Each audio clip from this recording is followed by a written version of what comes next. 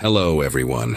Before we start, make sure to like and subscribe to the channel, and leave a comment with where you're from and what time you're watching. That way, YouTube will keep showing you stories just like this one. Now, let's begin. The Kennecott copper mine in Alaska was hiring safety inspectors at double the usual rate, and nobody in town would tell me why. I'd just turned 26 that October of 2008, barely scraping by after mining school left me buried in debt, and my engineering degree wasn't worth much with the economy in free fall. The recruiter, Vernon, had this glass eye that wandered while his good one stayed locked on you, and he kept mentioning how remote the location was, repeating it like a warning dressed up as small talk. He pushed a contract across the desk with his fingertips, never quite touching the paper for more than a second, and told me I'd need to stay minimum 6 months. No exceptions, no matter what I heard or saw. The pay was enough to clear my loans and then some, enough to finally move out of my parents' basement, where I'd been camping out since graduation. Vernon's good eye twitched when I signed, and he muttered something about hoping I was different from the others. The mining town clung to the mountainside like something that didn't want to be there. All rust-stained buildings and crooked walkways that creaked under your weight. My first morning, I watched the work crews heading into the tunnels and noticed how they moved in tight formations, shoulders almost touching, nobody walking more than an arm's length from the next man. Craig, my assigned roommate, was this thick-armed drill operator who obsessively organized baseball cards by year and player stats, creating these elaborate spreadsheets that covered our kitchen table. He chewed tobacco constantly, spitting into old soup cans he lined up on the windowsill, and he had this habit of counting the miners as they entered the tunnels each morning, then counting again when they came out for lunch, and again at shift end. When I asked about the counting, he just said management didn't always keep accurate records, and somebody had to make sure everyone who went in came back out. On my third day, they assigned me to inspect Tunnel 7 with 2 veteran miners, Frank and Eduardo.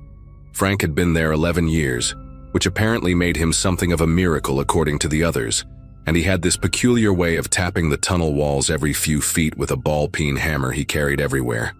Not for structural integrity, he explained, but to let anyone or anything in the deeper shafts know we were coming through. Eduardo, younger but still weathered from 5 years underground, kept adjusting the brightness on his headlamp obsessively, clicking it high to low to high again in patterns that seemed deliberate. They wouldn't let me walk between them, insisting I stay at the back where they could both see me. And every time we passed one of the older tunnel entrances that had been sealed with concrete, they'd go completely silent until we were at least 50 feet past it.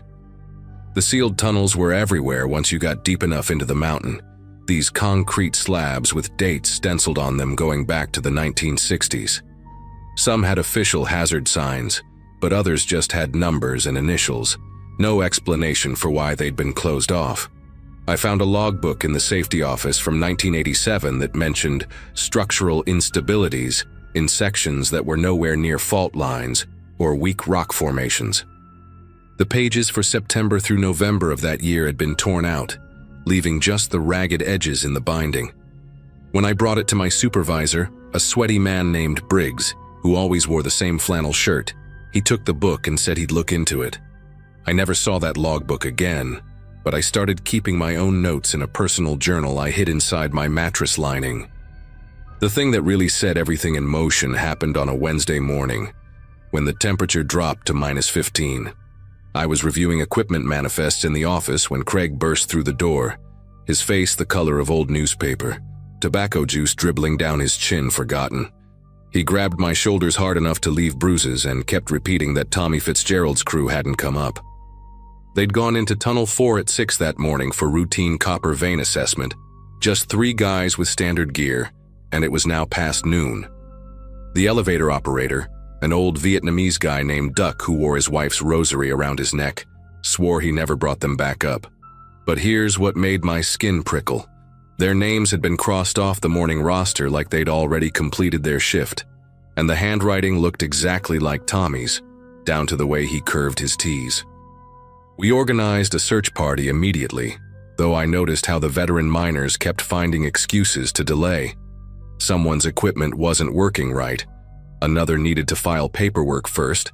A third suddenly remembered an urgent medical appointment.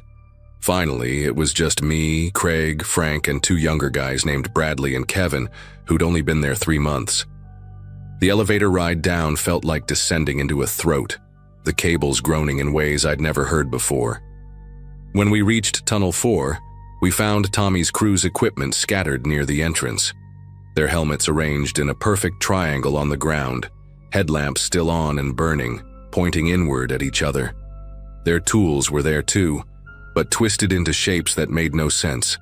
Drill bits bent into spirals, pickaxes with handles wrapped around their own heads like metal snakes. Frank grabbed my arm before I could touch anything, his fingers digging in hard enough that I felt it through my jacket.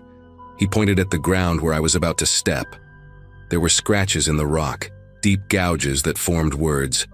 "They make us dig ourselves out." The letters were jagged, desperate, carved by fingernails judging by the blood dried in the grooves.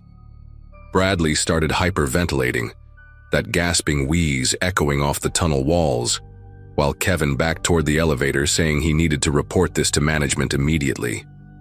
But Craig blocked his path, explaining in this deadly calm voice that management already knew, had always known, and reporting it would just make us the next crew that didn't come back up. That's when we heard it, a rhythmic scraping from deeper in the tunnel, metal on stone, keeping perfect time like a metronome. The sound pulled at something primitive in my brain, every instinct screaming to run, but Frank was already moving toward it with that hammer of his raised. We followed because the alternative was splitting up, and even the 3-month rookies knew that was a death sentence in these tunnels. About 200 feet in, the main shaft opened into a cavity that wasn't on any map I'd studied. The walls were too smooth, too perfectly circular, like something had bored through the rock with incredible heat. And there, in the center, we found Tommy Fitzgerald. He was alone, standing with his back to us, making that scraping sound with what was left of a shovel. His clothes were shredded, hanging in strips, and his skin underneath was covered in what looked like chemical burns, these perfect circles the size of quarters all over his arms and neck. When Frank called his name, Tommy turned around and his eyes were gone. Not gouged out, but filled with this milky substance that had hardened like concrete.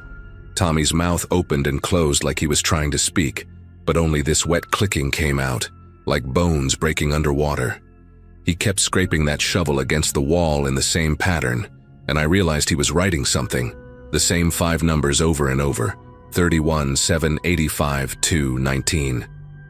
Craig recognized it first, went pale as winter ash, and whispered that those were employee ID numbers of miners who disappeared back in 1994. Tommy's hands never stopped moving, even though the flesh was worn down to visible bone on his fingers.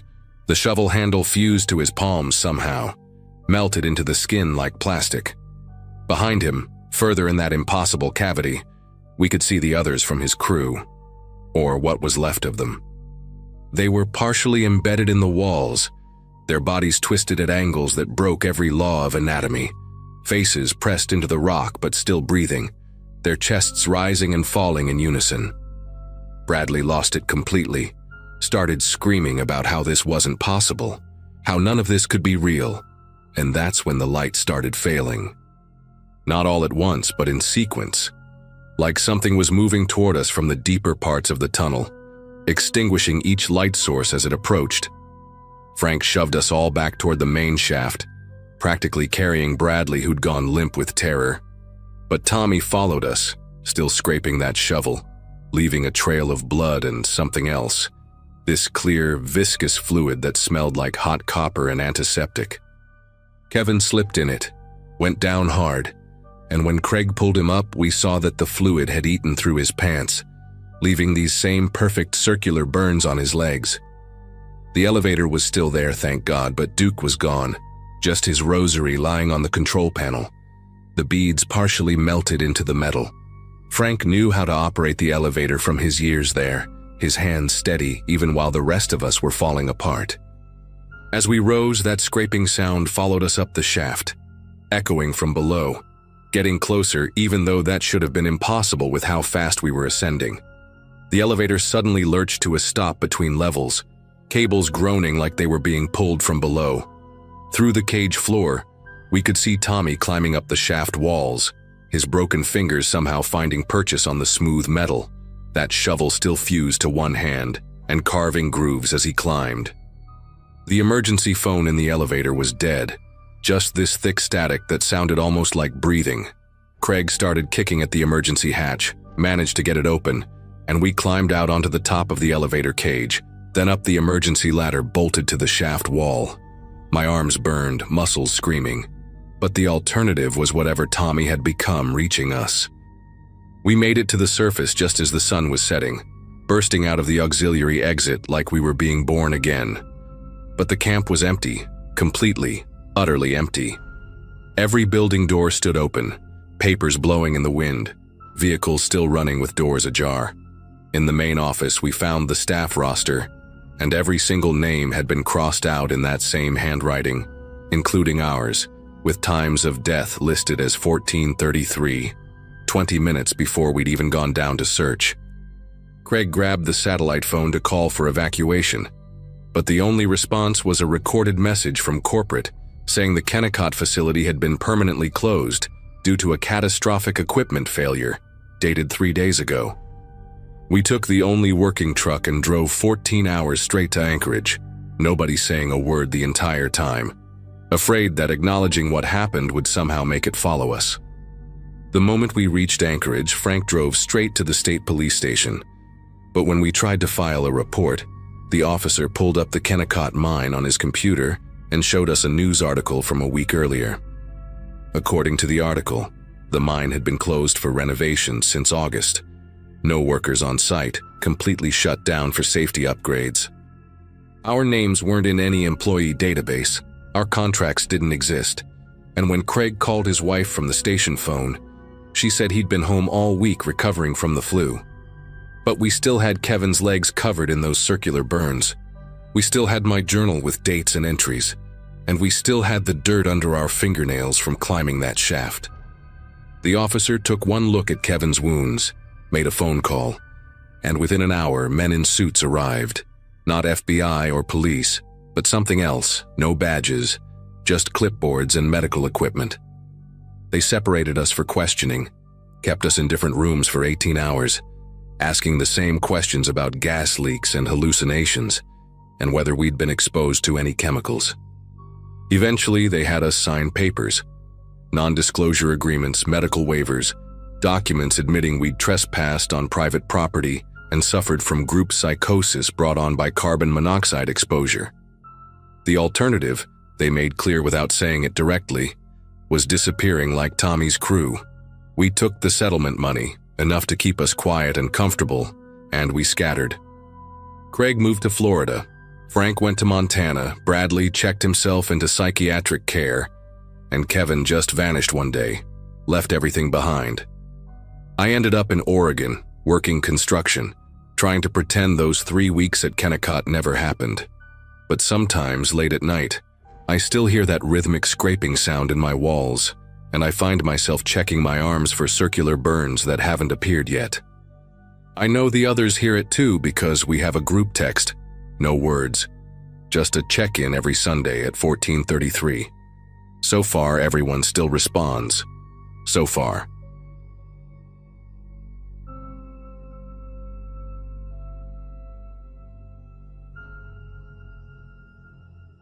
The storage room in our forensic lab basement has always given everyone the creeps, but last Saturday, I finally understood why. I'm 28, been working as a forensic anthropology grad student here in Juneau for about 6 months now, cataloging unidentified remains for the state medical examiner's office. Most days it's just measuring bones, entering data into spreadsheets, comparing dental records to missing persons reports that go back decades. The pay covers my rent in this cramped apartment complex downtown, gives me material for my dissertation, and usually doesn't involve anything more disturbing than skeletal fragments and faded paperwork. But that morning, I'd volunteered to organize the pre-1950 case files that had been shoved into corners and forgotten since a flood damaged half our archives in the 70s. Nobody wanted to deal with the water-stained pages and illegible handwriting, so the boxes just sat there, growing mold and collecting dust. Armed with latex gloves, a surgical mask, and enough coffee to fuel a small aircraft, I descended into that narrow, mildew-scented room where the overhead fluorescents buzz and flicker like dying insects. The plan was simple: photograph what I could salvage, transcribe the readable portions, and toss anything too damaged to preserve. Around noon, while moving a rusted filing cabinet to reach boxes wedged behind it, I discovered a manila folder that had fallen between the cabinet and the wall, probably decades ago. The cover had mouse droppings and a thick layer of dust, but I could still make out the faded ink label, M. Thill, 1930, unresolved. Inside were brittle photographs, typed witness statements on yellowing paper, and something that made me set down my coffee with trembling fingers: a hand-drawn map of hiking trails near Juneau, covered in X marks, each annotated with dates ranging from 1930 to 1978, and initials that didn't match any investigator I'd ever heard of in our department. The photographs showed a young woman with dark hair pinned in that distinct 1920s wave style, wearing a wool hiking skirt and boots, smiling at the camera with this genuine warmth that made her seem alive even through the aged paper. Mary Thill, according to the case notes, 22 years old, elementary school teacher, disappeared during a solo hike on a trail that locals still use today. The official report described how searchers found her belongings folded with almost obsessive precision beside the trail, her jacket arranged in a perfect square, her boots placed parallel with the laces tucked inside, her rucksack emptied, and its contents organized by size. No signs of struggle, no blood, no torn clothing, just her things, arranged like some kind of meticulous display, and Mary herself vanished into the Alaskan wilderness. The investigating officer, a Lieutenant James Brennan, noted that the scene looked staged with deliberate care, and mentioned interviewing a trapper named Silas Holbrook, who claimed to have seen Mary talking to someone near the trailhead, though he couldn't describe the person beyond saying they wore city clothes. But it was the map that really got under my skin, because those X marks weren't random. They formed a pattern along specific elevations, all between 800 and 1,200 feet, all within a 3-mile radius of where Mary's belongings were found. Next to each X were initials and dates: EP 1933, LM 1941, DK 1955, and so on, the most recent being AJ 1978. I cross-referenced those dates with our missing persons database on my laptop, my fingers getting clumsy as I typed, and found something that made the basement suddenly feel 10 degrees colder. Every single date corresponded to a missing hiker in the Juneau area.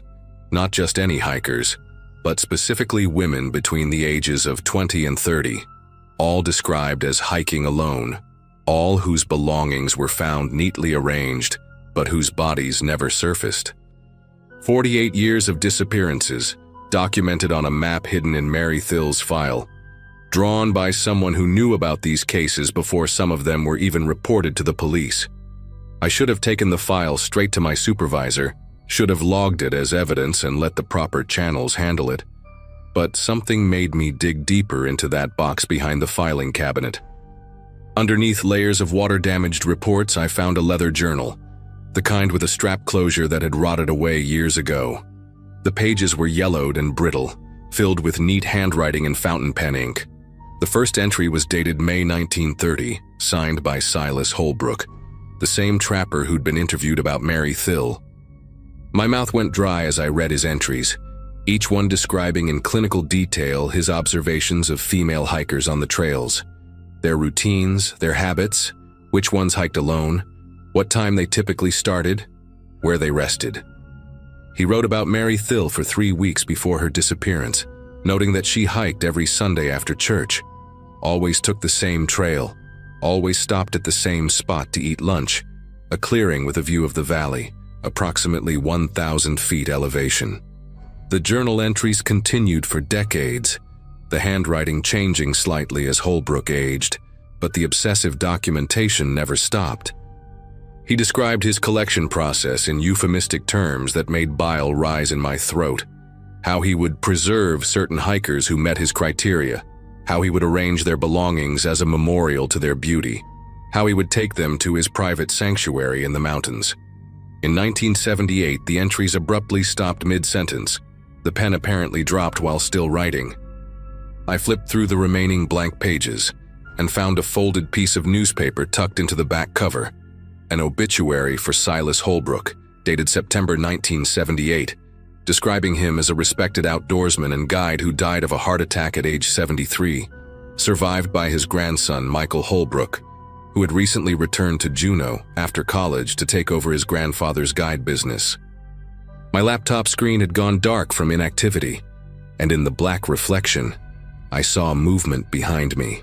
I spun around so fast I knocked over my thermos, coffee spreading across the concrete floor, but the doorway was empty. The fluorescent light above me flickered and hummed, casting shifting shadows in the corners of the room. I grabbed my phone to check the time, 3:47 p.m., and noticed I had no signal down in the basement, which wasn't unusual, but suddenly felt threatening.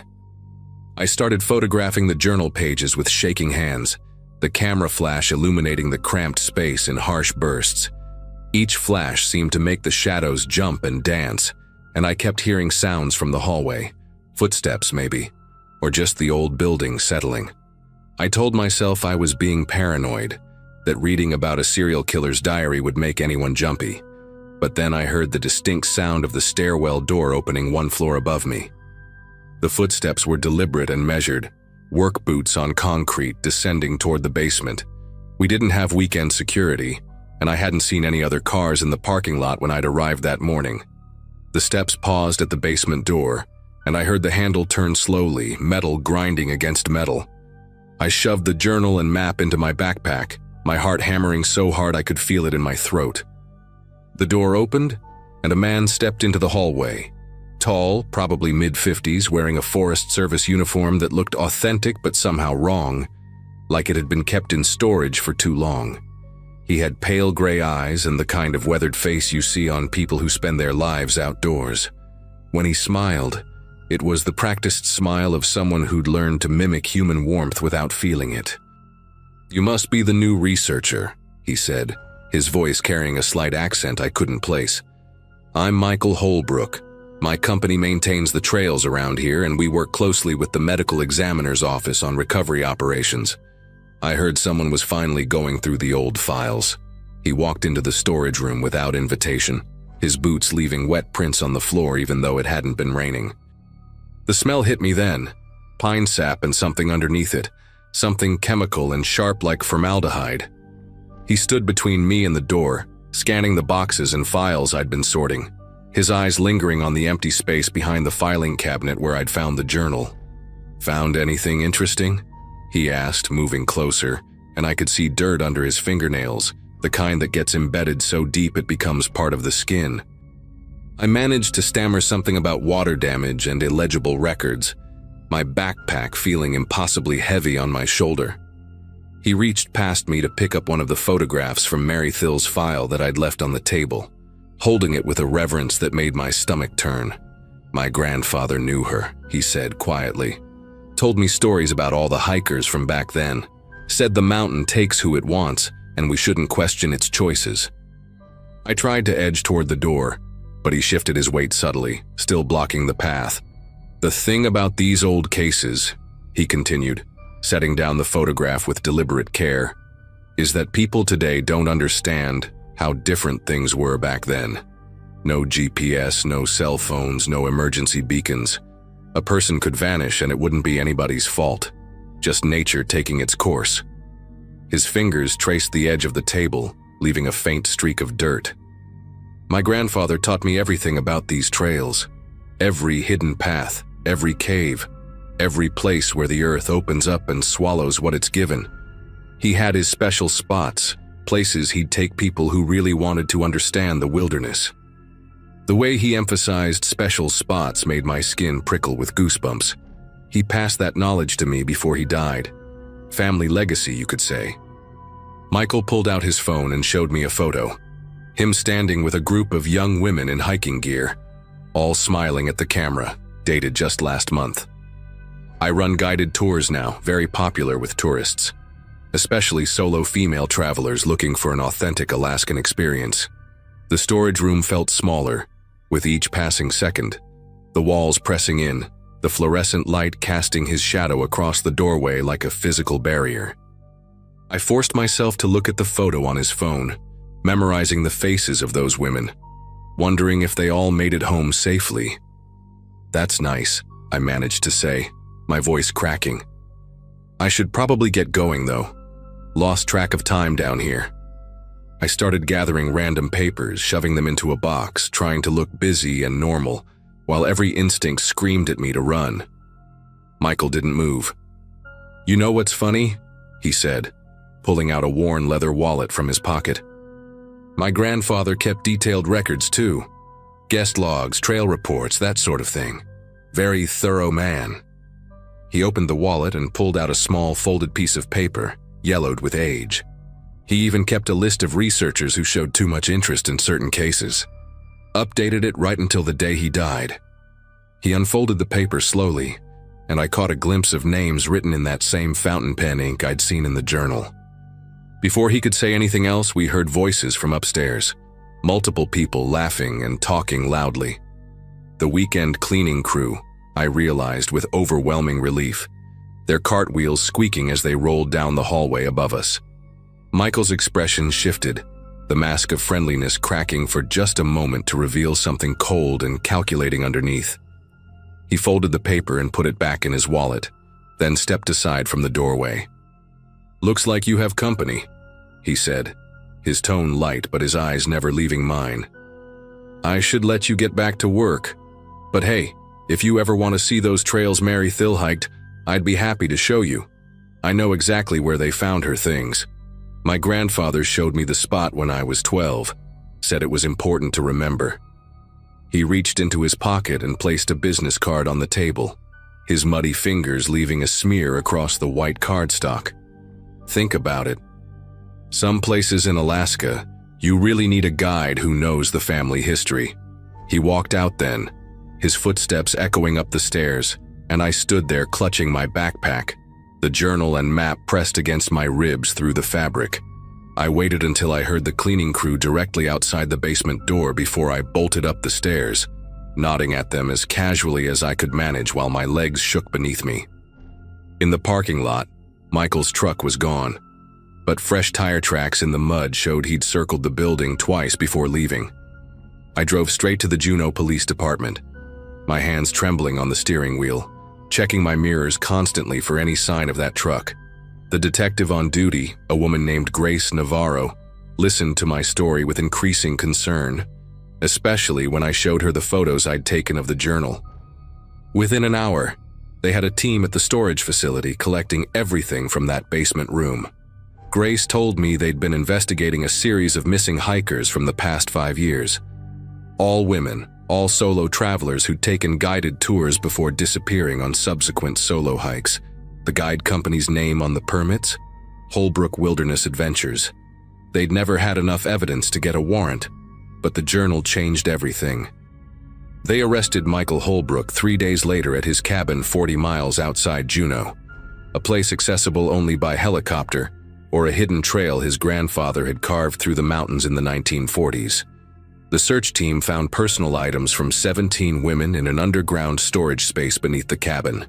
Jewelry, driver's licenses, hiking boots, all meticulously cataloged with dates and initials matching missing persons reports going back to 1979, the year after Silas died.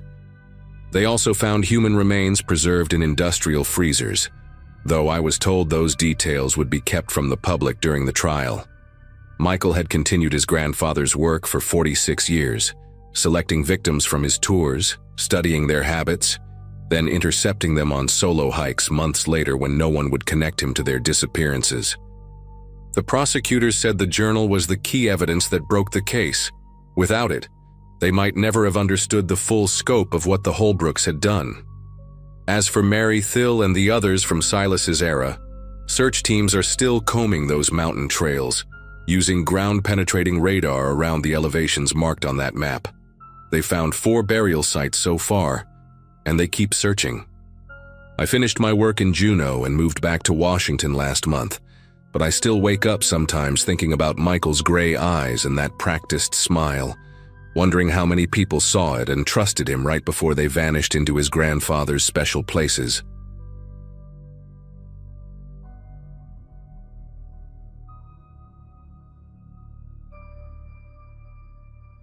The fall of '71 found me working for a small logging outfit about 40 miles outside of Haines, up where the spruce gets so thick you can barely see 10 feet ahead. I was 32 then, had been running chainsaws since I was 16, and thought I'd seen everything those woods had to offer. My crew consisted of just 4 guys: myself, old Walter who'd been cutting timber since before I was born, a kid named Danny fresh out of high school, and our foreman Steve, who mostly handled the equipment and paperwork. We'd set up camp at the mouth of this valley the locals called Silent Valley, though none of us paid much attention to the name at first. The job was supposed to be straightforward: clear about 20 acres of mature spruce for a new access road the state wanted to put through. Good money, decent weather for September, and we figured we'd be done in 3 weeks tops. The first few days went smooth as butter. Nothing out of the ordinary except maybe how quiet it was up there. Now I'd worked plenty of remote sites, but this valley had a peculiar quality to it, the kind of quiet that makes you notice your own breathing. Walter mentioned it on day 3, said in all his years he'd never heard a forest so empty of bird calls, so absent of the usual rustling and chittering you get from squirrels and such. But we had a job to do, and quiet woods meant less distraction, so we kept at it. Our routine was simple: up at 5, breakfast over the camp stove, then into the valley by 6 to start cutting. We'd work until about 4 in the afternoon, then head back to camp for dinner and cards. The company had given us a 2-way radio for emergencies, but the mountains blocked most signals, so we were pretty much on our own out there. It was on the 5th night that I first heard them, the voices. I'd turned in early, around 9, worn out from wrestling with a particularly stubborn old-growth spruce that had taken half the day to bring down. The others were still playing poker in Walter's tent, their laughter drifting through the thin canvas walls. I was just starting to drift off when I heard what sounded like someone talking, way off in the valley. Not shouting or calling out, just regular conversation, like 2 people walking and chatting. The weird part was how clear it sounded despite the distance. Every few seconds I'd catch a word or 2, though never enough to make out what was being said. I lay there for maybe 20 minutes straining to hear better, trying to convince myself it was just the wind playing tricks or maybe sounds carrying from another logging camp. But there weren't any other operations within 15 miles of us, and the wind had been dead still all day. The next morning at breakfast, I asked the others if they'd heard anything strange during the night. Danny just shrugged and shoveled more beans onto his plate, but Walter gave me this long look over his coffee cup. Steve said he thought he'd heard something around midnight when he'd stepped out to take a leak. Sounded like people having a conversation somewhere up the valley. He'd figured maybe some hunters had wandered through, though hunting season wasn't for another month, and we hadn't seen any tracks besides our own.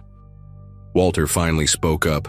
Said he'd been hearing things for the past 2 nights but hadn't wanted to spook anyone. Voices, he said. Sometimes just one, sometimes several. Always coming from deeper in the valley where we hadn't cut yet. The strangest thing was how they seemed to echo off the mountains in ways that didn't make sense, like the sound was bouncing off walls that weren't there. We tried to joke about it that morning, Danny saying maybe it was Bigfoot having a family reunion. But nobody really laughed. When we headed into the valley for work, we all noticed how our chainsaws seemed louder than usual, like the sound had nothing to compete with. No birds, no insects, not even the usual rustle of small animals fleeing from our approach. Just our saws and the crash of falling timber. Around noon, I was working a section about 100 yards from the others when my saw died, just cut out completely. In the sudden silence, I heard them again, the voices. This time they were clearer, and I could swear they were speaking English, but the words kept slipping away from understanding, like trying to remember a dream right after waking. They seemed to be coming from 3 different directions at once, which made no damn sense given the shape of the valley. I yanked the pull cord, got my saw running again, and worked the rest of the day with my jaw clenched tight. That night, none of us wanted to admit we were spooked, but we all stayed up later than usual, sitting around the fire instead of heading to our tents. Steve had tried the radio earlier, hoping to reach the company office, but all we got was static with these weird pulses in it, almost rhythmic. Walter told us he'd worked this area back in '58 with a different crew, and they'd abandoned a job about 10 miles north after 2 weeks. Wouldn't say why exactly, just that the forest up here could play tricks on you, make you hear things that weren't there, or maybe were there but shouldn't be. He said one of the guys from that crew, a Tlingit fellow named Joseph, had told him the old-timers avoided these valleys, said the mountains held sounds from long ago, conversations from people who'd passed through decades or even centuries back. I wanted to call bullshit on that, but sitting there with the firelight barely pushing back the dark and those voices still echoing in my memory, I kept my mouth shut. The 7th night changed everything. I woke up around 2 in the morning to the sound of my own name being called. Not shouted, not whispered, just spoken plain as day, like someone standing right outside my tent was trying to get my attention. "Tom," it said, then again, "Tom." The voice was familiar but wrong somehow, like hearing a recording of yourself played at the wrong speed. I grabbed my flashlight and unzipped the tent flap, ready to give whoever was messing with me a piece of my mind. But there was nobody there. The beam of my flashlight cut through empty air, showing nothing but the other tents and the dark line of trees beyond our camp. Then I heard it from the opposite direction. My name again. Same voice, same calm tone. I spun around, and that's when I saw Walter standing outside his tent, flashlight in hand, looking just as confused as I felt. "You hear that?" he asked, and before I could answer, we both heard Danny's voice, clear as anything, coming from the valley. Except Danny was in his tent. We could see the shape of him through the canvas sitting up in his sleeping bag. Steve came stumbling out of his tent, asking what the hell was going on, and that's when things got truly weird. We heard Steve's voice too, coming from the tree line, asking the same question he'd just asked, but with this hollow quality to it, like an echo that came before the original sound. We stood there in our underwear and boots, 4 grown men scared stupid, listening to our own voices having conversations we weren't having, coming from places we weren't standing. The worst part was when we heard Walter's voice from deep in the valley say something none of us had said yet. We should leave. Pack up right now and leave. The real Walter just stood there, mouth hanging open, because those were the exact words he'd been about to say. I could see it in his face.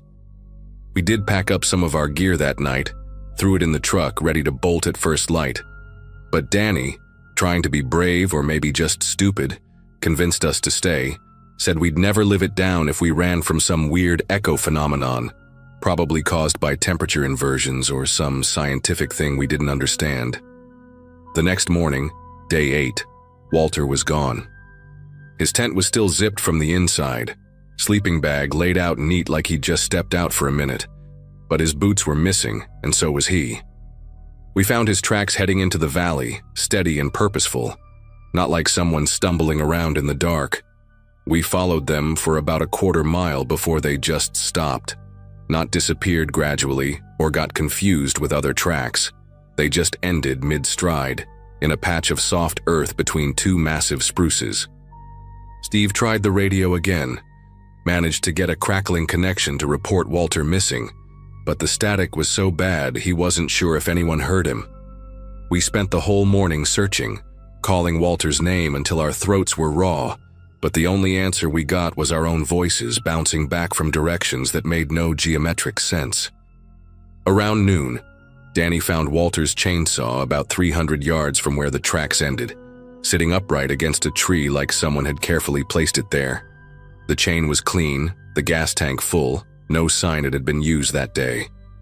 We were packing up to leave, screw the job, screw the money, when we heard Walter's chainsaw start up somewhere deeper in the valley. That distinctive Husqvarna growl was unmistakable. Walter had modified the muffler himself to give it a particular sound. We stood there paralyzed because we could see Walter's saw sitting right there in the back of Steve's truck where we'd just put it. But the sound kept going, steady and workmanlike, occasionally revving high like it was biting through wood. Steve grabbed his rifle from the truck and we headed toward the sound, though every instinct I had was screaming at me to run the opposite direction. The sound led us to a grove we hadn't cut yet, and when we got there, we found fresh-cut stumps, sawdust still settling in the air, the smell of pine pitch and bar oil heavy in the air. The cuts were clean, professional, exactly the way Walter would have done them. But there was no one there, and the sound of the chainsaw had stopped the moment we'd entered the grove. That's when Danny noticed that the trees had been cut from the inside out.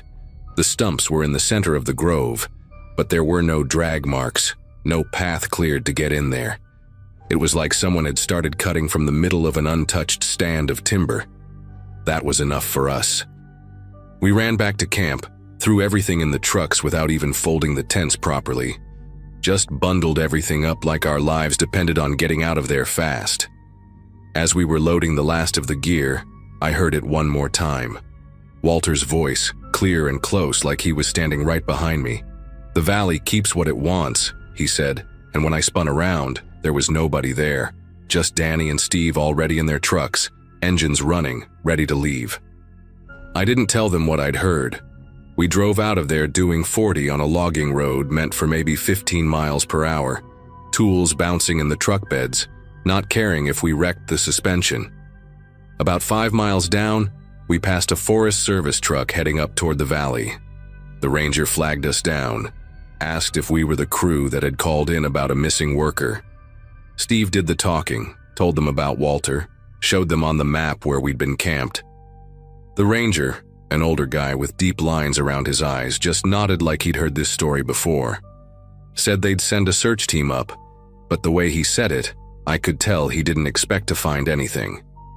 They searched for 2 weeks, found Walter's body on day 12, sitting at the base of a tree about 2 miles from our camp, in an area we'd searched at least 3 times. The coroner said he'd been dead for at least 10 days, which made no sense given when he'd disappeared. No signs of injury, no animal predation, just sitting there with his eyes closed like he'd decided to take a nap and never woke up. His feet were bare and clean, no signs he'd walked 2 miles through the forest. The chainsaw sounds, the voices, the trees cut from inside out, none of that made it into the official report. The authorities blamed it on carbon monoxide from a faulty heater in his tent, said he'd wandered off disoriented and died of exposure. But his tent didn't have a heater, and it hadn't been cold enough for exposure. Steve and Danny never talked about it afterward, and I never went back to logging. I work construction now, nice and safe in town where the only sounds are the ones that make sense. But sometimes, on real quiet nights, I still hear Walter's voice saying those words, and I know that Valley is still up there, still keeping whatever it wants to keep.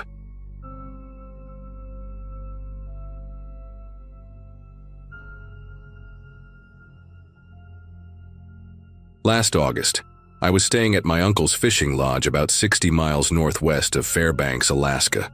He'd owned the place since the 70s, this run-down cabin that sits maybe half a mile from where a tributary feeds into the Tanana River.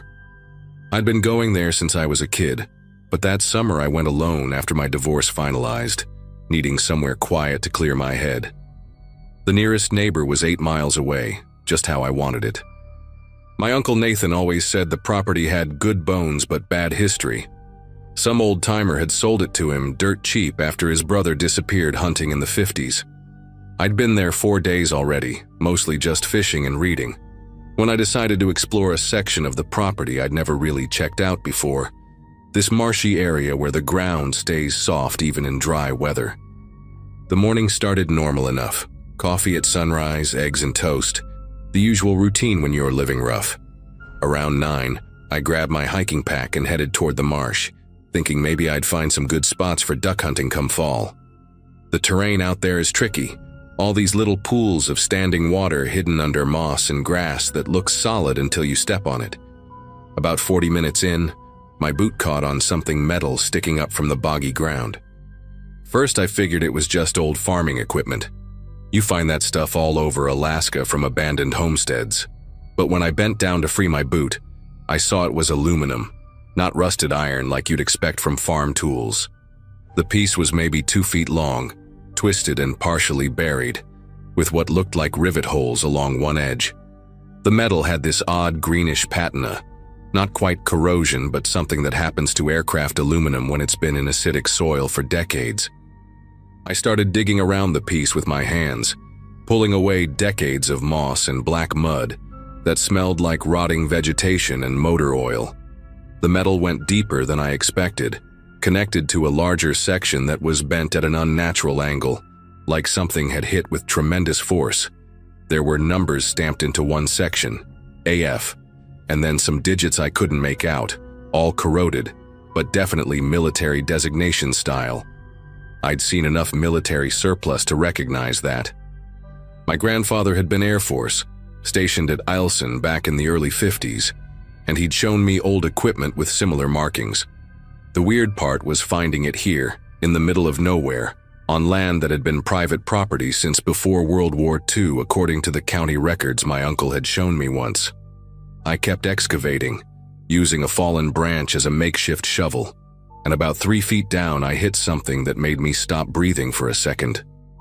It was leather, preserved by the acidic bog water, still holding its shape after all these years.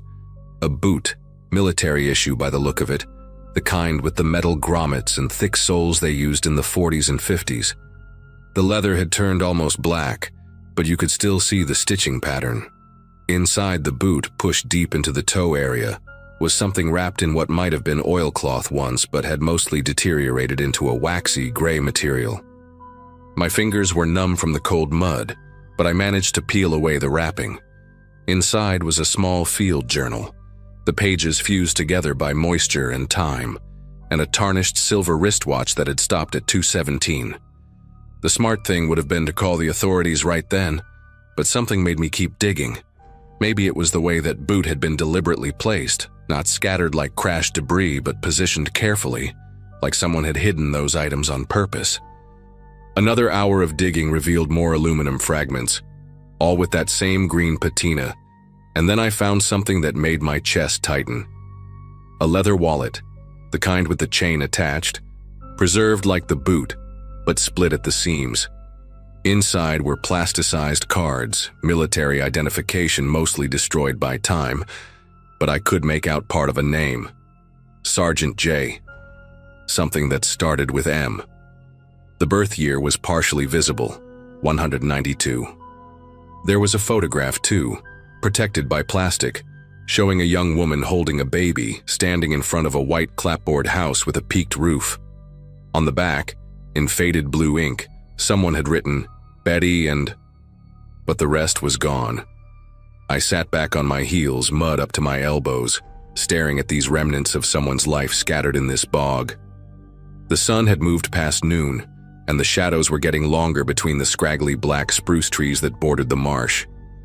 That's when I noticed something else about the debris pattern. The metal pieces weren't random. They formed a rough line heading northeast, like something had come apart in the air and scattered along a trajectory. Following that line with my eyes, I could see slight depressions in the moss, decades old but still visible if you knew what to look for. I started walking that direction, finding more pieces every 20 or 30 feet. A twisted bracket here, a section of cable there, all that same weathered aluminum with military-grade fittings. About 200 yards from where I'd found the boot, the ground dipped into a natural hollow filled with standing water the color of weak tea. The water in that hollow was maybe knee-deep, and through it I could see the outline of something massive just below the surface. My heart was hammering as I waded in, the cold water flooding my boots instantly. It was part of a fuselage, about 15 feet of it, broken open like an eggshell, but still recognizable as aircraft structure. The metal skin had those distinctive riveted panels you see on old military transports.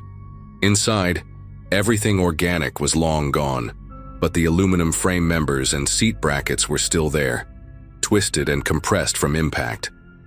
On one intact section of the interior wall, I could make out stenciled letters, "No Step," and below that, partially obscured, USAF, followed by numbers I couldn't read. The cargo area had these heavy-duty tie-down points welded to the floor, way more robust than what you'd need for regular supplies or personnel transport. Whatever this plane had been carrying, it had been heavy and needed serious securing. What really got to me, though, was finding the jacket. It was wool, dark blue, caught on a jagged piece of metal near what would have been the rear of the fuselage section. Air Force issue from that era, with the sergeant stripes still visible on the sleeve. The name tape was there too, faded but readable. Morrison. In the chest pocket, wrapped in a rubber pouch that had somehow stayed watertight, was a folded set of orders. The paper was yellowed and fragile, but I could read the date clearly, January 15th, 1950. The text was mostly standard military language about transport duties, but one line jumped out at me. Classified cargo pursuant to operation, and then a black redaction bar that someone had applied with ink, not printed that way. Below that, coordinates that matched almost exactly where I was standing, except these weren't supposed to be a destination. They were marked as Checkpoint Alpha, with a final destination of Elmendorf Air Force Base. I was so focused on reading those orders that I didn't hear the helicopter until it was almost on top of me. The sound came fast, that distinctive thump, thump, thump echoing off the hills, and when I looked up, a white and blue civilian bell was circling low, maybe 300 feet up. No markings I could see except for a registration number. It made two tight circles, and I could see someone in the passenger seat with what looked like a camera or binoculars pointed right at me. Then just as suddenly as it appeared, it banked hard and headed southeast toward Fairbanks. The whole thing lasted maybe 90 seconds, but every hair on my neck was standing up. In 20 years of coming to this property, I'd never seen aircraft fly that low over this area, except for the occasional bush plane heading to the villages up north, and those never circled like that. I grabbed everything I could carry, the journal, the watch, the wallet, the orders, and stuffed them in my pack, then started back toward the cabin fast. The sun was getting low, maybe 3 hours of light left, and I kept checking the sky every few seconds. My mind was racing through the implications. This crash site had been here for over 70 years, undiscovered on private land, and within hours of me finding it, someone was already surveying the area. By the time I made it back to the cabin, my shirt was soaked through with sweat despite the cool evening air. I locked the door, something I never did out there, and spread the items on the kitchen table. That's when I noticed something I'd missed before. The field journal's pages were fused, but the edges had writing and one partial sentence was visible. Cargo is reactive to, and then nothing. The next visible fragment said, men showing symptoms of, and the rest was destroyed by water damage. Around 8 that evening, I heard vehicles coming up the access road, multiple engines, heavy ones. Through the window, I saw 3 black SUVs pull up, no government plates but that unmistakable federal look. 6 people got out, all in outdoor gear like they were just hikers or hunters, but the way they moved was too coordinated, too purposeful. The man who knocked on my door was probably 50. Gray hair and a military cut, friendly smile that didn't reach his eyes. He introduced himself as Mr. Carlson from the Environmental Protection Agency, said they'd received reports of possible contamination in the area, old military waste from Cold War operations. Did I know anything about that? Had I noticed any unusual debris, any metal fragments, anything that seemed out of place? His tone was casual, but 2 of his colleagues were already walking the perimeter of the cabin, and I could see one talking into a radio, eyes scanning the tree line. I played dumb, said I'd just been fishing, hadn't seen anything unusual. Carlson nodded, handed me a business card with just a phone number, no agency logo, no address. He said if I remembered anything or found anything unusual, I should call immediately, that some old military materials could be hazardous even after all these years. Then he asked, almost like an afterthought, if I'd taken any photos that day, maybe for social media, anything that might help them identify contamination areas. When I said no, he smiled again and said they'd be conducting a survey of the area over the next few days, suggested it might be safer if I headed back to town until they completed their assessment. It wasn't technically an order, but the way he said it, the way those other 5 people stood around my cabin, I knew I didn't have a choice. I packed up that night, and as I drove out, I saw lights through the trees heading toward the marsh, lots of them, like a whole operation mobilizing. I kept the items, still have them, drove straight through to Anchorage that night and put them in a safety deposit box before checking into a motel. The next morning, I called my Uncle Nathan to tell him about the EPA inspection at his property. He went quiet for a long time, then said something that made my blood chill. His brother, the one who disappeared hunting in the 50s, he'd been found 3 weeks after going missing, dead from what they called exposure, but Nathan's father never believed it. The body had strange burns on the hands and face, hair falling out, symptoms the local doctor couldn't explain but told the family not to discuss. The death certificate just said exposure and dehydration. Nathan's father had spent years trying to get answers, writing to the Air Force, to congressmen, to anyone who would listen, always asking about what had happened in January 1950, about what fell from the sky that winter.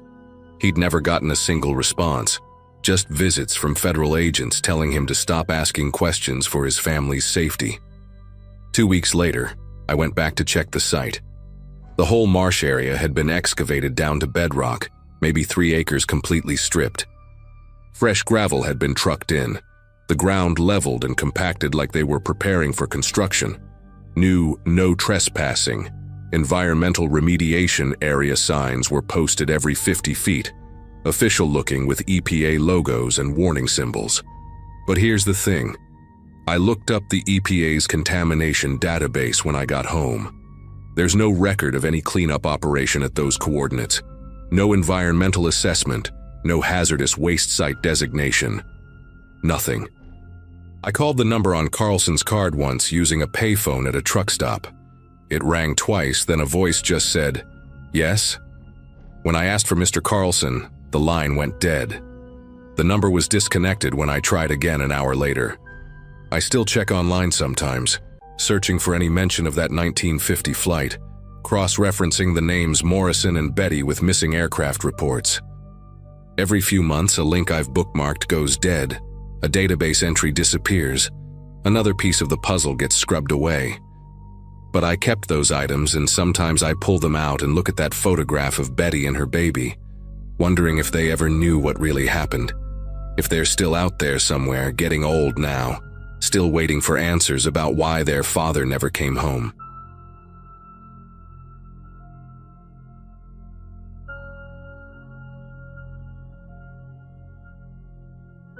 In January of 1978, I was part of the search team that went looking for old Bill Carver out near the Yukon River Basin. I'd been doing wilderness rescue work for about 6 years by then, mostly pulling lost hunters out of the woods or helping stranded motorists on remote roads. Bill was different, though. He was one of those old-timers who knew the land better than most of us knew our own backyards. When his sister called from Fairbanks saying he hadn't checked in since early November, everyone figured his radio had just crapped out. The guy was pushing 63, but tough as boot leather, been trapping that same stretch of wilderness since before I was born. We gave it another few weeks, thinking he'd show up at the trading post in Circle City, like he always did around Christmas. When he didn't, that's when they called us in. The flight out there took 3 hours in a tiny bush plane, fighting crosswinds the whole way. Bill's cabin sat about 40 miles from the nearest anything you could call civilization, tucked into a bend where Birch Creek feeds into a larger tributary. From the air, the place looked wrong immediately. The roof was caved in on one side under the weight of snow, and there were no tracks leading to or from the cabin. No smoke from the chimney either. The pilot, a guy named Roger who'd been flying these routes since the 50s, kept circling lower and lower, both of us scanning for any sign of movement. The strangest thing was the dogs. Bill always kept 3 or 4 sled dogs, but there was no sign of them. No paw prints, no chain lines in the snow, nothing. Roger set us down on the frozen creek about a quarter mile away, and I remember the silence when he cut the engine. Not even wind.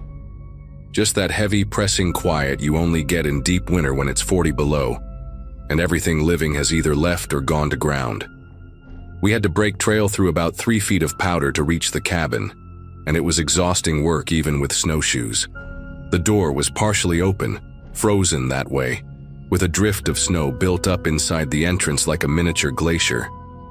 I called out Bill's name several times, but my voice just seemed to get swallowed up by all that white emptiness. Roger stayed back while I squeezed through the doorway, and the first thing that hit me was how organized everything looked. His supplies were stacked neat as you please along the walls. Bags of flour, beans, salt pork, coffee, enough to last him through March easy. The wood stove was cold, had been for weeks judging by the layer of frost coating the iron. His bunk was made up tight with military corners, the wool blankets pulled smooth. Even his tools were laid out on the workbench like he'd just finished cleaning them. The only thing out of place was a chair pulled up to the small table by the window, and on that table was his journal, still open. The journal was one of those thick leather-bound books, the kind they used to sell at the trading posts specifically for trappers to keep records in. Bill's handwriting was small and precise, the cursive loops of someone who'd learned penmanship back when they still taught it proper in schools. Most of the entries were what you'd expect: trap yields, weather observations, notes about animal movements. But starting around mid-November, things got strange. He wrote about wolves, lots of them, more than he'd ever seen in 40 years of working that territory. At first it was just observations. 7 wolves passed the cabin heading north at dawn, or fresh tracks by the woodpile, big male, probably 140 pounds. Then the entries started getting longer, more detailed. He described how they'd circle the cabin at night, not howling, just walking round and round in the snow. He'd counted them by their eyes reflecting his lantern light through the window, sometimes 12, sometimes 15. Once he wrote 23, though he added a question mark like he didn't quite believe it himself. By late November, Bill's entries took on a different tone entirely. He wrote about how the wolves had stopped hunting, stopped moving on like they should. They just stayed, always within sight of the cabin during the day, sitting in the tree line like they were waiting for something. He'd tried firing his rifle over their heads to scare them off, but they didn't even flinch. One entry from November 28th stuck with me because of how he'd pressed the pencil so hard into the paper it nearly tore through. They know I'm alone. Somehow they know. He started rationing his ammunition after that, stopped going out to check his trap lines. The last few entries described how he'd hear them on the roof at night, their claws scraping against the tin as they walked back and forth above his bunk. He'd reinforced the door with extra boards, moved all his food into metal containers. On December 3rd, he wrote that his dogs had gone silent in their shed out back. Not barking, not whining, just quiet. When he looked out the window the next morning, the shed door was open and the dogs were gone. No blood, no signs of struggle, just gone. The final entry was dated December 7th, and it was only 3 lines long. No more firewood inside, have to go to the pile. They're sitting in a perfect circle around the cabin now, about 30 feet out. We'll make the run at noon when the sun's highest. That was it. Nothing after that. I stood there in that freezing cabin reading those words over and over, trying to make sense of it. Roger had come in by then, and he was looking through Bill's supplies, checking dates on canned goods, examining everything with that methodical way he had. Neither of us wanted to say what we were both thinking, that a man like Bill Carver doesn't just walk away from a fully stocked cabin in the middle of an Alaskan winter. We searched the immediate area until dark, found the woodpile he'd mentioned about 50 yards from the cabin, but no tracks, no blood, no sign of Bill. The snow around it was smooth and undisturbed, like it had been falling steady for weeks without anything breaking through. That night we made camp in the cabin, though neither of us slept much. Roger kept the fire going while I went through Bill's things more carefully, looking for anything that might explain what happened. In a wooden crate under his bunk, I found something that made my chest tighten up. Letters he'd been writing to his sister but never sent, dated all through November. In them, he talked about the isolation getting to him, how the darkness was lasting longer each day, how he'd catch himself talking out loud just to hear a human voice. In one letter, he admitted he'd been seeing things in his peripheral vision, shadows that shouldn't be there, movement where there was none. He blamed it on the lack of sleep, said the wolves kept him up all night with their pacing. But then he'd crossed out whole paragraphs like he was second-guessing himself, not trusting his own perception anymore. The last letter, dated December 2nd, was just one paragraph. Martha, if something happens to me, know it wasn't the cold or carelessness. This place does things to a man's mind. The wolves aren't acting like wolves anymore. Or maybe I'm not acting like a man. Hard to tell the difference after a while. Around 3 in the morning, Roger shook me awake.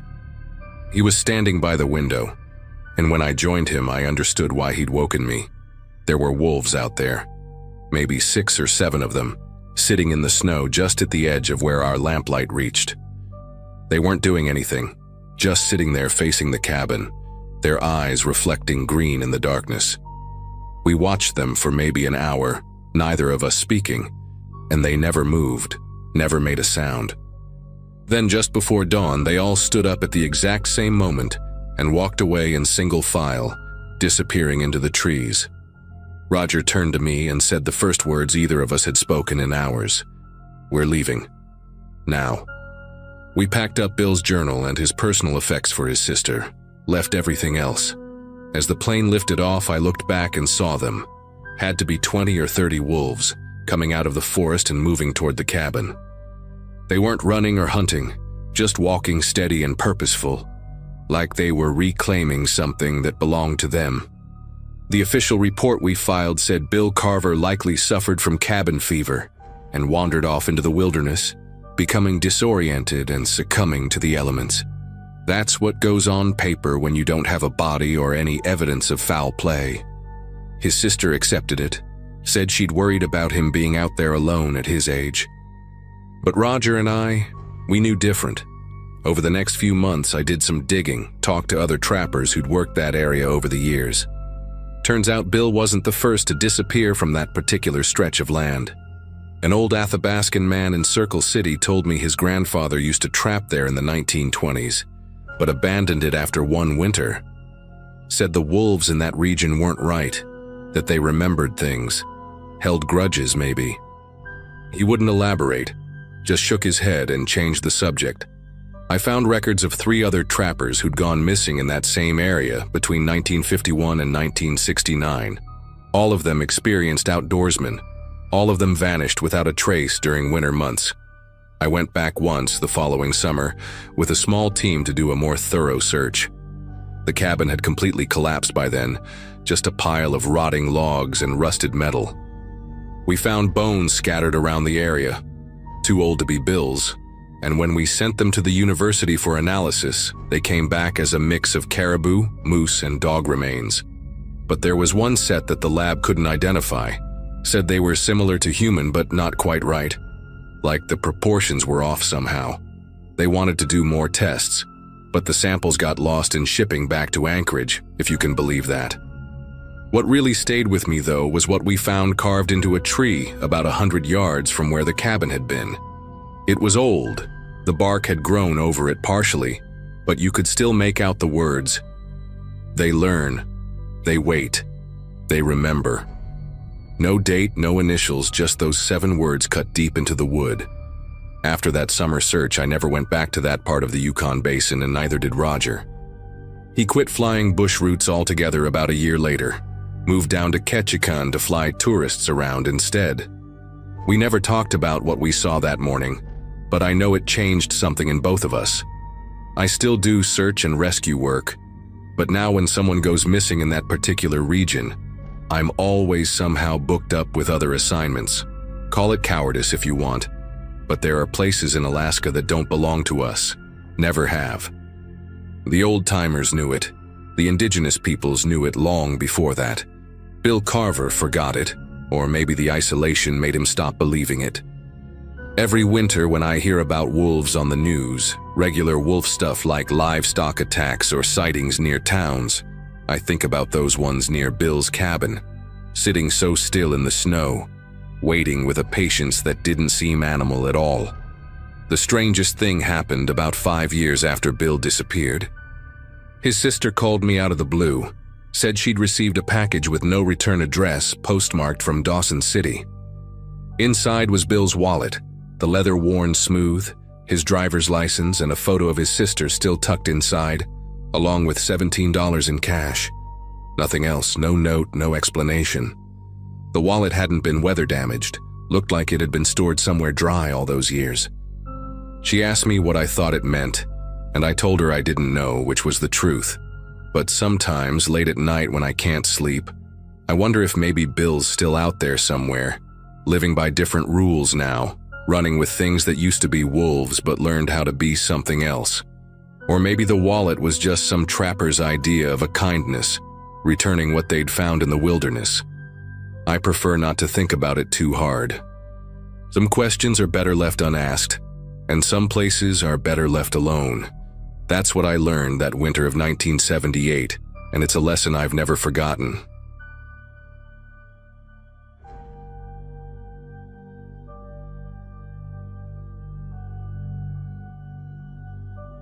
The research station on San Nicolas Island only had running water for 2 hours each morning, and I'd just finished my cold shower when Dr. Harrison knocked on my door with the news that would change everything. I was 26 that summer in 2001, fresh out of my marine biology PhD program at UC San Diego, working my first real field assignment studying pinniped behavior off the California coast. The island stretched barely 3 miles long, all volcanic rock and stubborn coastal scrub, with a small facility that housed 6 researchers during peak breeding season. We monitored different sea lion colonies scattered around the rocky shores, documenting mating patterns, pup survival rates, and territorial battles between the massive bulls. The work was exhausting but exhilarating, exactly what I'd dreamed about during all those years in windowless labs. Nobody really talked about Dr. Jennifer Lawson, who disappeared the previous year during a routine observation, but her untouched field notebook still sat on the common room shelf like some kind of warning.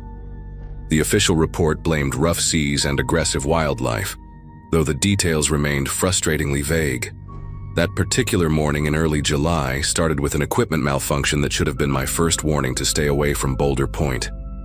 My radio had been crackling with static all night, and when I tried to check in with base camp at 5 a.m., all I got was this weird interference pattern that sounded almost rhythmic, like breathing through a broken speaker. The Western Rookery was my assigned observation post that day. About 300 sea lions packed onto a series of flat rocks that jutted out into the Pacific like broken teeth. Getting there required a 40-minute hike along narrow cliff paths that turned treacherous when wet from the morning fog. I'd made the trek dozens of times already that season, but something felt different as I loaded my gear into my backpack. The bulls had been unusually aggressive lately, with several researchers reporting close calls when the animals had charged much farther inland than typical. One massive bull in particular, tagged as M47, had developed this unnerving habit of following our movements from the water, his scarred head breaking the surface wherever we set up our blinds. He had this damaged left eye, clouded white from some old injury, and the way he'd track us with his good eye while that dead one stared blindly ahead made everyone uncomfortable. Dr. Harrison had asked me to collect tissue samples from any deceased pups I found, a grim but necessary part of understanding mortality patterns in the colony. The preservation kit weighed an extra 15 pounds in my pack, and I remember adjusting the straps repeatedly as I made my way down the volcanic rock trail. The fog was thicker than usual, reducing visibility to maybe 20 feet, and the sound of the colony grew louder with each switchback turn. You could hear them before you saw them, this cacophony of deep bellows, high-pitched barks, and the occasional splash as a bull launched himself into the surf. The smell hit next, that distinctive mix of fish, ammonia and wet fur that seasoned researchers barely noticed anymore but still made newcomers gag. I'd learned to breathe through my mouth on approach, though the taste wasn't much better.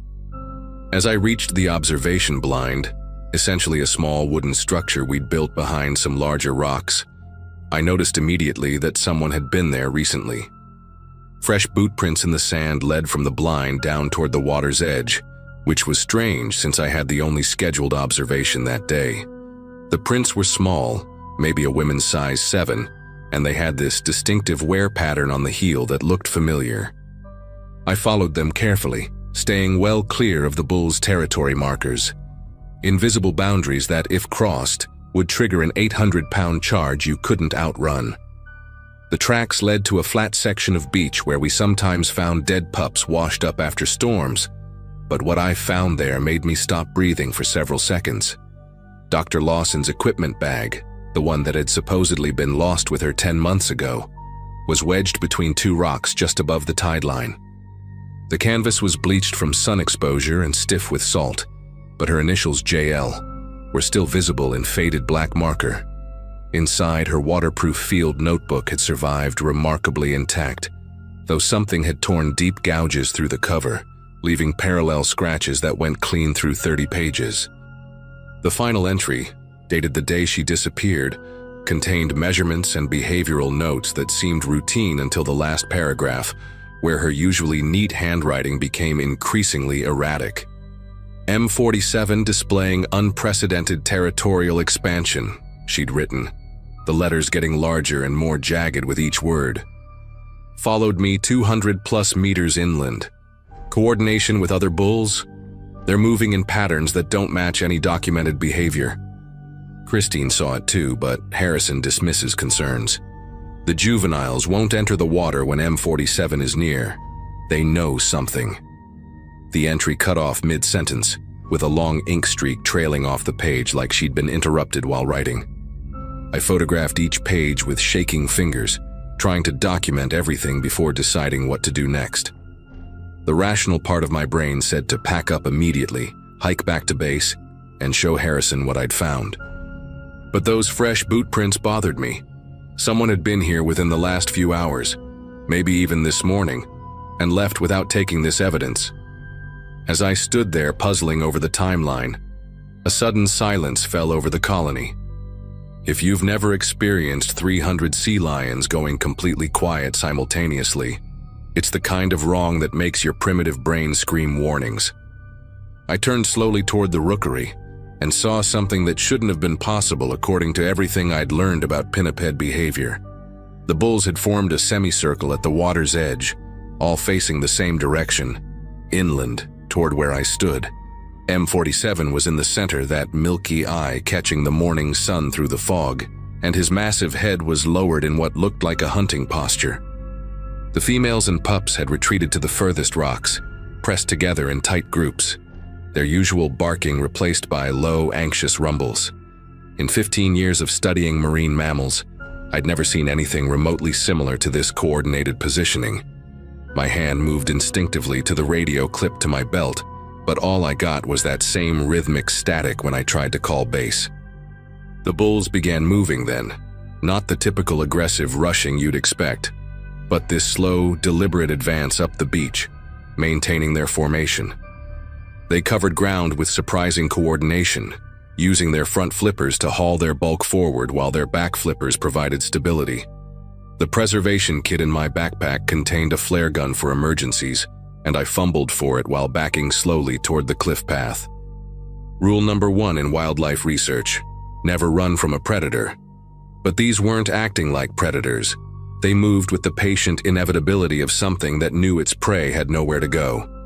30 meters separated us when I fired the flare into the air, the bright red burst momentarily visible through the fog. The sound should have startled them, sent them scrambling back to the water in typical pinniped fashion. Instead, they paused for maybe 3 seconds, then resumed their advance. M47 made this sound I'd never heard from a sea lion before, something between a growl and a clicking that the others seemed to respond to, adjusting their positions slightly.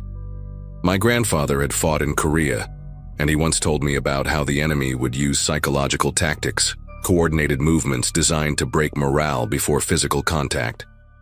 Watching those bulls advance with such unnatural precision reminded me of his stories, except these were animals that shouldn't have been capable of that level of strategic thinking. The cliff path was only 10 meters behind me when I heard the splash. Not the chaotic splashing of animals entering water, but something deliberate and measured.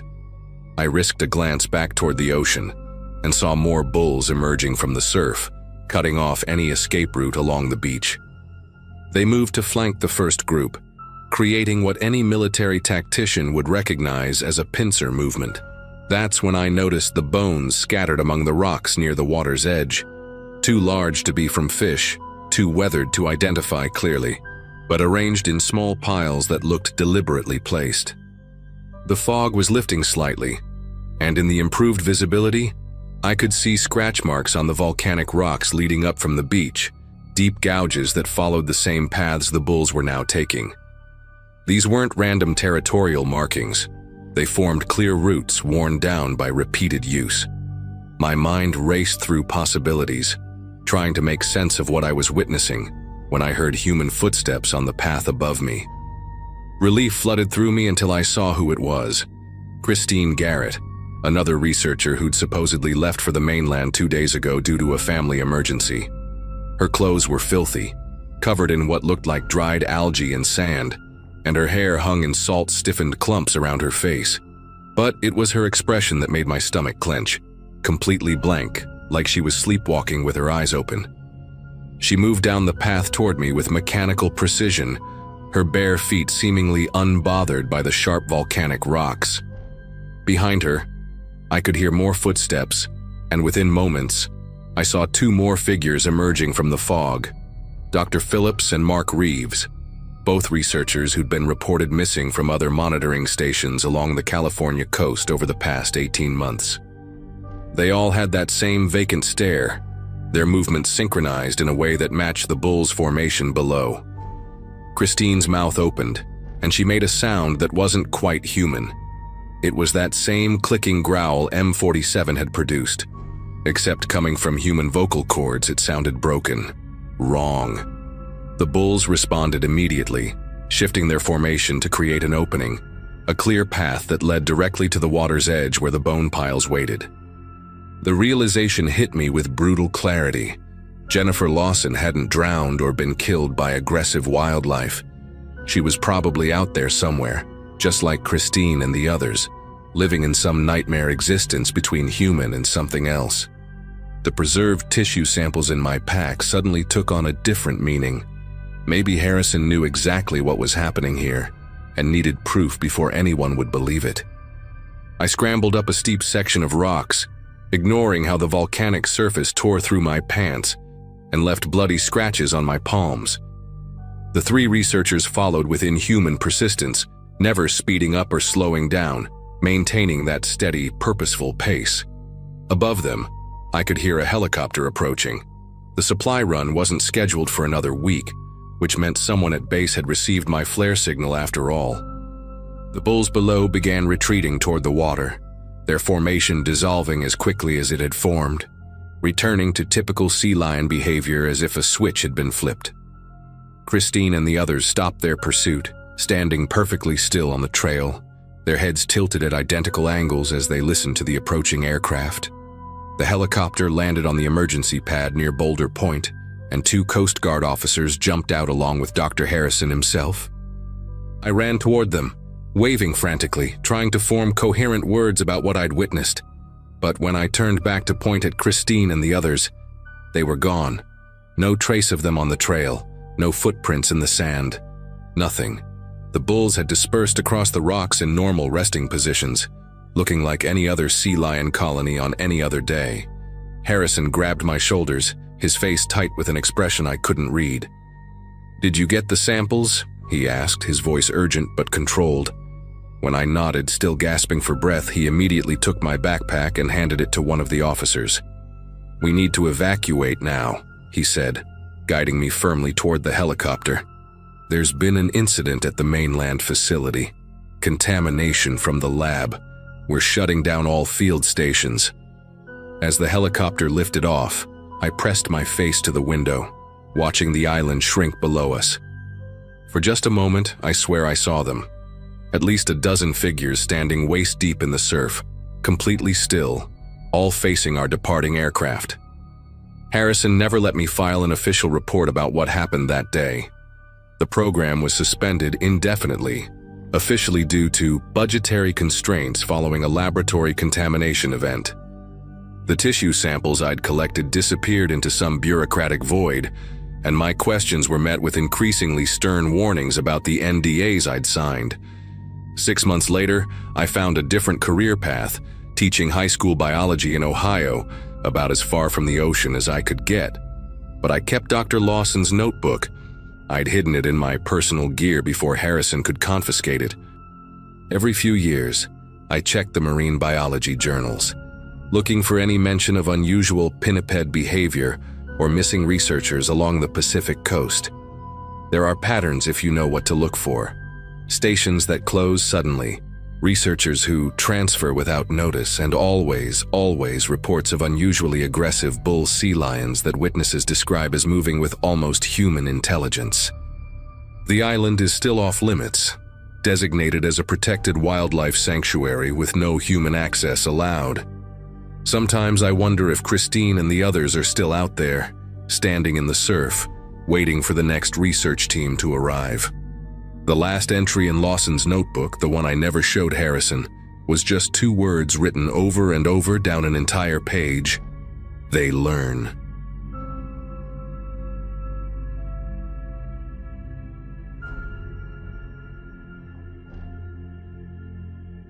The job on the North Slope was never glamorous, but it paid enough to keep me coming back season after season. In the early 80s, life up there was stripped down to the basics. Long stretches of frozen road, modular trailers that rattled with every gust of wind, and a rotating cast of men who tried to stay sane by swapping stories over weak coffee. I'd been assigned to one of the smaller camps, a cluster of metal-sided buildings sitting in the middle of endless white. The work was grueling, but routine. That winter, though, things shifted in a way I still struggle to put into words. It started when 2 guys, Mark Ellison and Dave Rourke, failed to return from a supply run between camps. They weren't strangers to the route. Both had driven it plenty of times. The path was mostly a flat line across ice and snow, with a handful of markers and the occasional pipeline shadow to keep you oriented. When they didn't show up, no one panicked at first. Weather delays weren't unusual. Radios cut out all the time. But after hours stretched into a full day, whispers began curling through the mess hall. The truck was found 2 days later, sunk halfway into a drift not far from the flagged route. What unsettled everyone was what was still inside. Packed crates of food, full thermoses, a heater, extra fuel cans stacked neatly in the back. It looked less like men who got stranded, and more like men who had stepped away for just a minute and never came back. No footprints, no scattered gear, nothing leading away from the vehicle. Just silence, broken only by the constant bite of the wind. The official line spread quickly.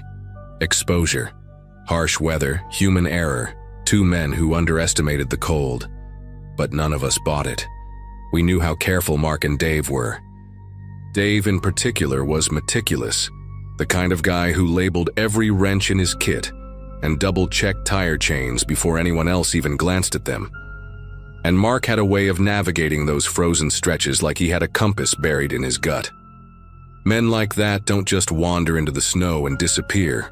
Private security had started making its presence known around that time. They weren't company men like us. They had no grease under their nails, no tired eyes from endless shifts. They wore dark parkas without patches and drove spotless trucks that always seemed to be idling near the airstrips. Most of us avoided them. They didn't talk much, and when they did, it wasn't the kind of small talk you could laugh off. It was curt, clipped, like every word was measured. After Mark and Dave vanished, those security guys seemed to multiply overnight. One evening, a mechanic named Joel told me he'd seen Mark and Dave arguing with 2 of the security men near the fuel depot the week before they disappeared. Joel swore he heard raised voices, something about routes not being safe, and you weren't supposed to see that. He said Dave looked furious while Mark kept glancing toward the snowcat garage like he wanted to bolt. Joel didn't repeat that story to anyone else, at least not openly. Word had a way of getting twisted, and nobody wanted to be the next to draw attention. The search parties went through the motions, snowmobiles combing the flats, helicopters sweeping low, dogs brought in and quickly withdrawn when they kept circling the same patch of frozen ground. Weeks passed and all we got was silence. No bodies, no scraps of clothing, no signal that Mark or Dave had tried to survive out there. The official reports were neat and tidy, stamped and filed away as if the men had been misplaced like paperwork, not swallowed whole by the ice. Still, every night in the rec room, someone would circle back to it. Cigarettes burned down to nubs as the same questions hung in the air. Where could they have gone? And why was security suddenly everywhere? I remember the unease more than anything, the sense that we weren't supposed to ask, that the cold wasn't the only thing pressing down on us. Every time I caught one of those guards staring across the room, it felt like a silent warning to shut my mouth and keep my head down. One night near the end of the season, I walked out behind the generator shack to get a moment of quiet. The sky was clear, the stars sharp and unblinking, and the cold snapped against my face like glass. From there, I could see the long flat where Mark and Dave's truck had been found. For the first time in weeks, I noticed tire tracks that didn't belong to company vehicles. Narrower, fresher than they should have been in that weather. By morning, those tracks were gone, buried under a suspiciously uniform layer of plowed snow. No one mentioned it, but I knew I hadn't imagined what I saw. The more I thought about it, the more it made sense why security never looked worried. They weren't searching for two missing men. They were making sure the rest of us stopped asking questions. I never confronted them, but I learned quickly to avoid certain eyes, to lower my voice when the topic came up. The worst part was the realization that Mark and Dave probably hadn't wandered off at all. Whatever they stumbled onto, someone decided they weren't coming back to camp. When I finally rotated out weeks later, I carried their absence with me like extra weight in my duffel. No memorials, no closure, just 2 names scrubbed from the roster, and a cold note in the logbook. Incident resolved. Exposure. I remember standing at the small airstrip, watching the security trucks parked in a neat line, engines idling in the dark. None of the guards looked at us, but they didn't have to. The message was already clear. Forget it, move on. Even now, decades later, I can still picture their truck half buried in snow, doors shut, supplies untouched. I don't know what Mark and Dave saw that day, but I know it wasn't the storm that took them. And whenever I think about those weeks on the North Slope, it's not the cold or the endless dark that unsettles me. It's the silence that followed, the way 2 men could vanish in plain sight, and everyone else was forced to pretend it was just the weather.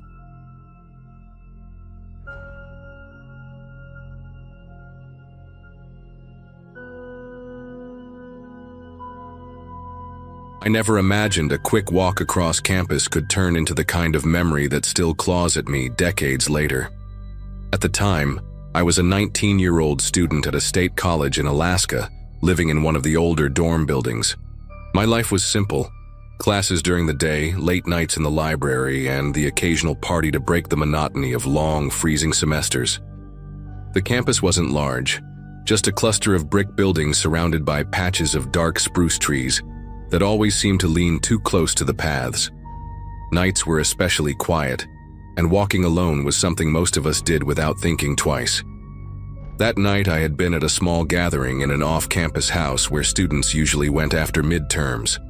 The place was crowded, hot from too many bodies, and the windows fogged over from breath and spilled beer. I remember laughing with a girl from my sociology class while holding a cup of warm soda, when I noticed how late it had gotten. My dorm was less than a 10-minute walk, and the idea of getting some sleep in my own bed sounded better than forcing more conversations. I slipped my coat on, said a quick goodbye, and stepped out into the brittle Alaskan cold. The streets were empty, with snow packed down into uneven ridges by passing cars earlier that evening. The air burned when I breathed, and the sound of my boots crunching against ice was the only rhythm keeping me company. I tried to keep my hands deep in my pockets, shoulders hunched against the wind that carried the smell of wood smoke from nearby houses. Even though it was late, the dorm lights were faintly visible through the skeletal outlines of the trees. It felt like the kind of walk I had done countless times before. Brief, uneventful, nothing to be cautious about. But about halfway there, I noticed something strange lying along the edge of the road. A pair of women's shoes. Not boots, not sneakers, but simple black flats, their surface dusted with snow as if they had been sitting there for a while. They were pointed toward the trees rather than the path, and for some reason, that detail made my breath catch. Nobody would choose to take them off in that kind of cold, not when the ground itself could bite through skin. I stood there staring, the silence around me suddenly stretching too long, like the night itself was waiting for me to react. I tried to convince myself that maybe someone had been drinking too much at the party and ditched them on the way home, but that explanation didn't sit right. The longer I stood there, the more I realized how quiet it had become. No cars, no distant laughter, not even the usual hum from the heating vents on the nearby dorms. I couldn't shake the sense that I wasn't the only one out there. My eyes kept drifting toward the tree line, where the snow looked darker, like the shadows themselves were shifting. I started walking faster, my breath puffing in short clouds that floated past my face. Every few steps I'd glance back, but the road behind me stretched empty, untouched. Still, there was this nagging certainty that someone was pacing themselves with me, just far enough to stay out of sight. The sound wasn't clear, more like the faint crunch of ice delayed half a second after mine. At one point, I even paused mid-step, and I swear I heard a single echo of snow giving way where I hadn't moved. By the time the dorm came into full view, lit dimly by a buzzing yellow lamp above the entrance, I felt torn between sprinting the last stretch or forcing myself to act normal. My pulse thudded in my ears, and I could almost imagine the warmth of the building wrapping around me if I could just reach the door. But then, out of the corner of my eye, I noticed a figure at the far end of the path. Whoever it was stood still, partly obscured by the trees as if they had been waiting for me to notice. The shape didn't move, didn't wave, didn't step closer, just watched. I told myself not to stop. I fixed my gaze on the dorm entrance and pushed forward, but every step felt like it dragged, like the ground itself wanted to keep me there.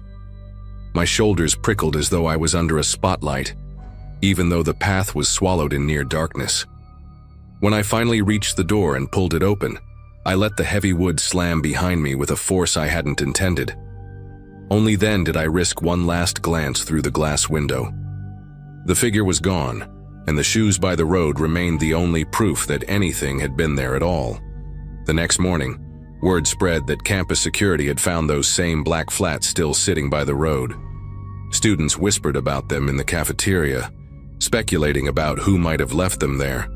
A girl swore she had seen a tall man hanging around the library that week, always pretending to read but never checking out books.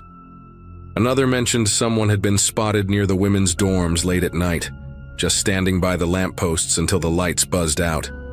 No one could point to a name, and no one seemed brave enough to report more than rumors. For days after, I avoided walking anywhere alone. Even daylight felt different, like the shadows stretched a little too far, and every door I passed could hide someone waiting. I remember clutching my textbooks against my chest in a way that made my arms ache, as if that extra layer would somehow protect me. The sight of boots, sneakers, any kind of footwear abandoned in the snow would make me shiver. The smallest details, like a car idling too long in the parking lot, suddenly meant something darker. The campus gossip only fueled it, but deep down I knew what I had seen wasn't just imagination. Eventually, police became involved, though they said little publicly. No one was arrested, and no official explanation was ever given about the shoes.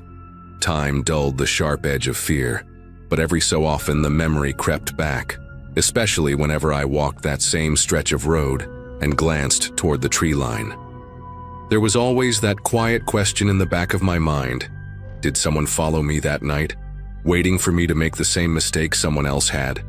Or had I narrowly escaped whatever had already happened to another girl? I graduated and left the state, but whenever I hear about unsolved cases from that campus, the image returns. Black flats half buried in snow, and a figure standing too still among the trees. It's been years, and I've built a life far from that dorm, but the fear never really left. I never told anyone in detail what I saw that night, not the way I'm telling it now. Maybe putting it into words is the only way to explain why I still can't walk alone at night without feeling the weight of someone's eyes.